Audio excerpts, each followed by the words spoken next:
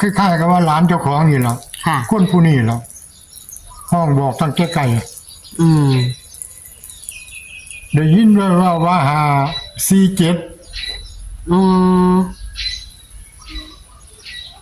เสียงมันเสียงหลานเจ้าของแต่ไปเบิ่งมันบ่แม่นหลานเจ้าของแต่รุ่นเดียวกันละว่า อืม 547จำได้คำนี้ แต่ว่าเสียงนี่เสียง แม่น เสียงหลาน เสียงหลานเจ้าของนี่แหละ อ๋อหลานผู้นี้ แม่น ที่เคย แม่น บอกเลขนี่ ในความฝัน อืม แต่ว่าไปนี่หันบ่แม่นหลานเจ้าของ มันอยู่ไกลๆตาเขาบ่เห็นนุ่งนะ อืม อยู่ไกล ค่ะถึงจะในความจริงน่ะบอกตาบ่นี่ บอกไป ไม่ดื้อมานี่มา บอกไปลูก มาแม่ทำให้ อืม มานี่มา เป็นอยากเข้ากล่องน้ำเลยเสียได้เลย จะใครอัน ลองตัด คือกันกับมั่วกับกล้วยบัดนี้พ่อกับว่า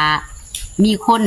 3 คน แม่น จับแขนยกขึ้น คนละตัว แม่น เอากับบอตี3 คนซาเนาะพอ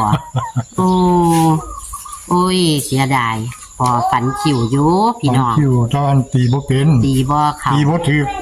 ตีบ่ถือซื้อ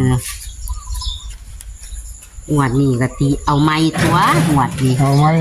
บัดนี้คือยังเด็กน้อย ในความฝันเด็กน้อยมาบอกนะ อืม คล้ายๆกับว่าหลานเจ้าของนี่แหละ ค่ะ คนผู้นี้แหละห้องบอกตั้งแต่ไกล อืม ได้ยินว่า